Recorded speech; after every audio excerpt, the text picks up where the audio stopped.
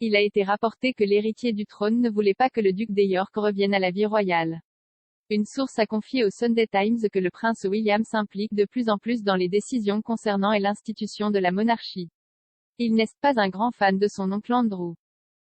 Il y aurait une inquiétude croissante au sein de la famille royale au sujet de l'association du prince Andrew avec le financier pédophile Jeffrey Epstein. Le 9 août, Virginia Giuffre a déposé une plainte civile contre le fils préféré de la reine à New York. Elle a allégué qu'elle avait été forcée d'avoir plusieurs relations sexuelles avec le prince Andrew au début des années 2000 après avoir été victime de la traite par Epstein alors qu'elle avait 16 et 17 ans. Le duc de York a toujours nié les allégations de Madame Giuffre.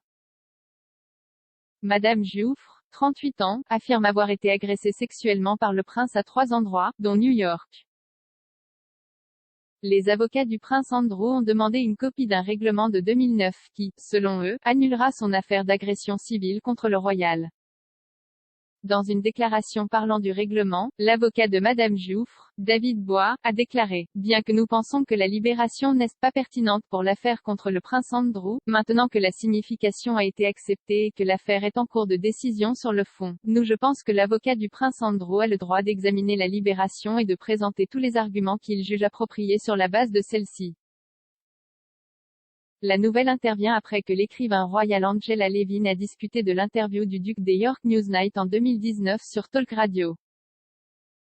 S'exprimant ce matin sur la réaction du prince Andrew à l'interview de Newsnight, Madame Levin a déclaré « L'une consistait à l'ignorer, à prétendre que cela ne s'était pas produit, il n'en savait rien.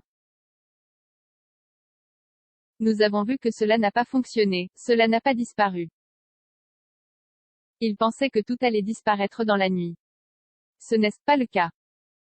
La seconde était d'aller en Amérique et de répondre à toutes les questions et de cerner les accusations, ce qui est assez dangereux. Rappelez-vous comment il était à Newsnight, puis pensez à lui à la barre, en train de témoigner. Je pense que ce serait une catastrophe pour lui. Le troisième est d'essayer de faire comprendre que son accusateur n'a pas de dossier.